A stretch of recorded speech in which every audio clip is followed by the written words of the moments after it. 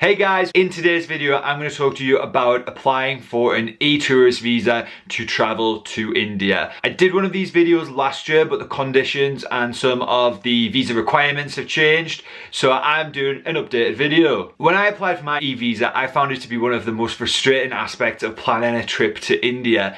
There's two ways that you can apply for a visa. The first way is through the official government website, and the second way is through a really cool website that I just found out about called iVisa. iVisa is a really cool, affordable, hassle-free website, and they basically apply for your visa on your behalf and they get it all sorted out for you. I'm going to leave both links down below, so check them out and let me know what you think in the comments. There are some conditions for this Indian e-tourist visa, the first one being that you're only allowed 2 of these visas per year. You can apply for these visas up to 120 days before you travel to India, and once you arrive in India, you then have 60 days on this visa. One of the changes that they've made to the e-tourist visa is that it is now a double entry visa. So if you want to quickly pop to Sri Lanka, you can then quickly pop back to India on the same visa. There are 24 different points of entry around India that you can enter through. They will appear on the screen right now, and I'll also have them in the description below. Now the cost of this visa is around about $60 US.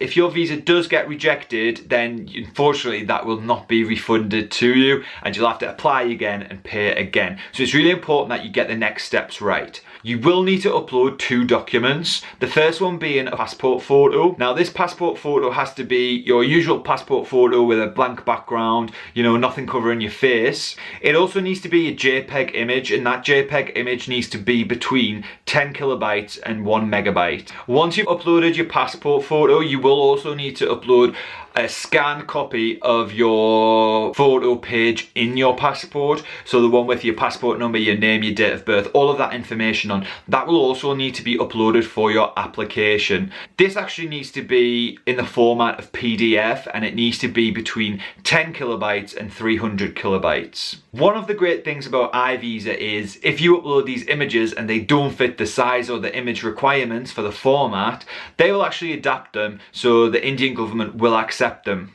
Now the rest of the e-visa application is pretty straightforward. All it really requires is some travel history information, so countries that you visited in the past 10 years, for example. What you'll also need to do is you'll also need to put down an address in India for when you first get there.